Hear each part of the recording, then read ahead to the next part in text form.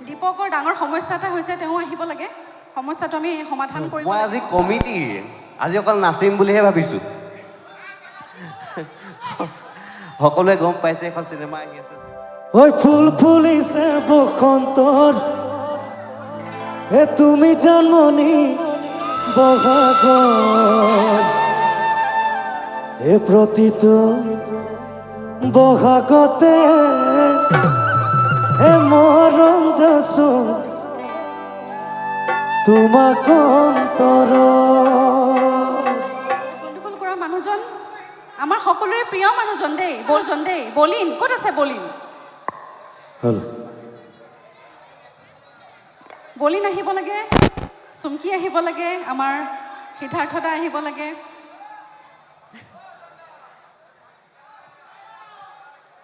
সকলোবোৰ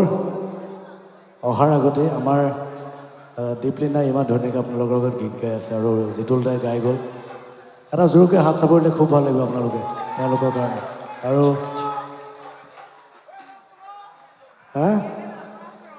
এয়া আমাৰ এইটো বেলেগ এটা কাৰণত মাতিছোঁ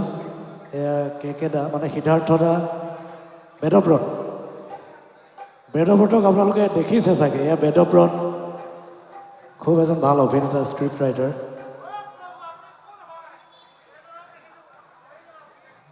এয়া বলিন বৰা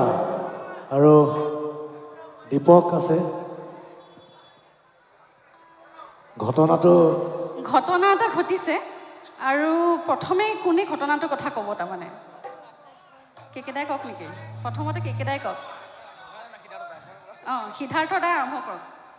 আমি জ্যেষ্ঠজনক সন্মান দিবলৈ জানো ল'ৰা নে ছোৱালী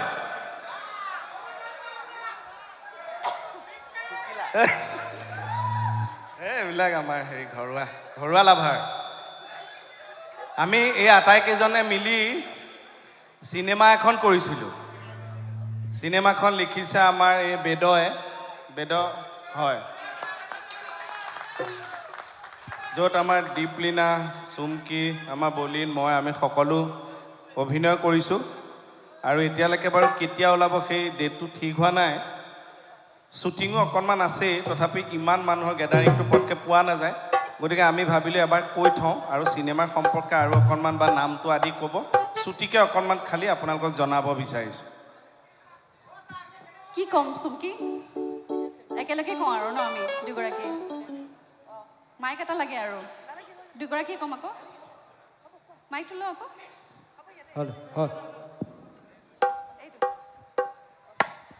গতিকে ৰাইজ সেয়া সিদ্ধাৰ্থ দাই কথাখিনি ক'লে তেওঁক আচলতে সিদ্ধাৰ্থ দা বুলি মই নকওঁ কেকেদা বুলি মোৰ মুখৰ পৰা ওলায় যি কি নহওক বহুতে প্ৰশ্ন কৰি আছিলে যে বাইদেউ প্ৰথমতে মই নিজৰ কথাখিনি কৈ লৈছোঁ যে আপুনি পৰৱৰ্তী চিনেমা কি কৰি আছে যোৱা বছৰ মই অভিমন্যুখন কৰিছিলোঁ মই যিহেতু গীতৰ লগত জড়িত হৈ থাকোঁ গতিকে বহুত বেছি সময় দিব নোৱাৰোঁ অভিনয়ৰ জগতত কিন্তু মই সাংঘাতিক ভাল পাওঁ তাৰমানে বহুত বেছি ভাল পাওঁ অভিনয় কৰি আৰু অভিনয়ৰ পৃথিৱীখনলৈও মোক আমাৰ প্ৰাণৰ শিল্পী জুবিন দা তেখেতে প্ৰথমে লৈ আহিছিল আৰু সেইবাবে কিছু ক্ষেত্ৰত অকণমান দায়িত্ববোধ বুলি ভাবোঁ আৰু অকণমান বেছিকৈ যেন দায়িত্বটো পাইছোঁ তেনেকুৱা অনুভৱ কৰোঁ তেখেতে বহুত কষ্ট কৰিলে তেখেত যেতিয়া আমাৰ মাজত আছিলে কায়িকভাৱে বহুত কষ্ট কৰিলে তেওঁ অসমীয়া চিনেমা উদ্যোগটো উত্থানৰ বাবে কাৰণ মাজতে খুব খেলি মেলি হৈছিল তাৰ পাছতে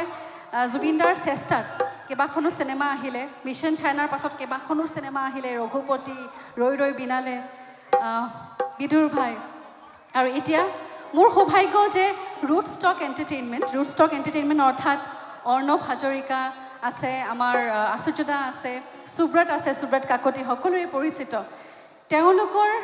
প্ৰডাকশ্যনৰ আণ্ডাৰত থকা এখন চিনেমাত কাম কৰিবলৈ মোৰ সুযোগ হৈছে আৰু সেইখন মোৰ বাবে বহুত ডাঙৰ কথা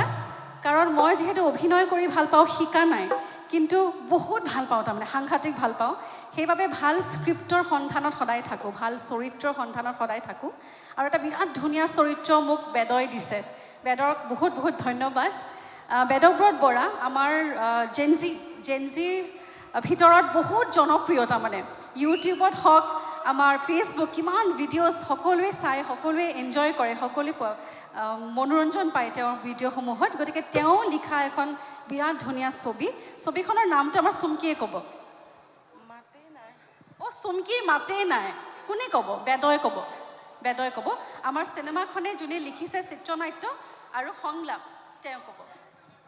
নমস্কাৰ আচলতে চিনেমাখন এইটো বছৰে আহিব চিনেমাখনৰ নামটো হৈছে জোনালী জনছনৰ পৰিচালনা কৰিছে নানান পাচনি তেওঁ আজি আহিব নোৱাৰিলে কিন্তু আমি আশা কৰোঁ এই বছৰতে আমি এতিয়ালৈকে তাৰিখ ঠিক কৰা নাই এই জোনালী জনছন ছবিখন আমি উলিয়াই দিম আপোনালোকে খালি এতিয়ালৈকে নামটো মনত ৰাখক জোনালী জনছন অঁ জোনালী জনছন মনত থাকিল নাই গতিকে জোনালী জনছন বুলি নহয় আমি এইখন চিনেমাত অভিনয় কৰিছোঁ ঠিক আছে কিন্তু আগন্তুক সময়ত কেইবাখনো চিনেমা আহি আছে চুপা চুপি অভিনেত্ৰী ইয়াত বহি আছে স্নিগ্ধা গতিকে চুপা চুপি আহি আছে অহা 12 জুনত আৰু ঐ পুলিচ আহি আছে আমাৰ সকলোৰে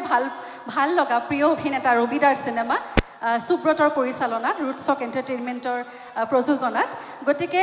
কেইবাখনো চিনেমা আহি আছে তাৰে মাজতে আমাৰ চিনেমাখনো আহিব জোনালী জনছন আজি আমি সকলোৱে মিলি কথাখিনি কোৱাৰ অৰ্থ এটাই আছিল যে চিনেমাখনৰ নামটো আপোনালোকে মনত ৰাখিব লাগিব কি নামটো বাৰু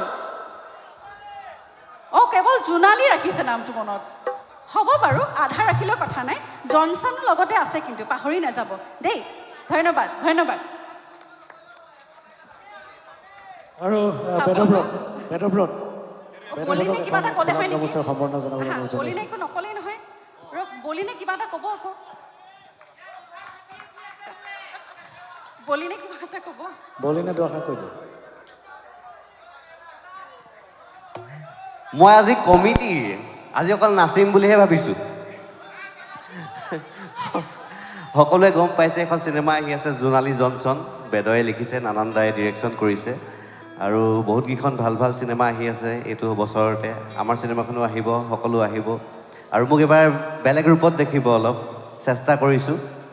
সকলো আহিলে ভাল পাম চিনেমাখন চাবলৈ ধন্যবাদ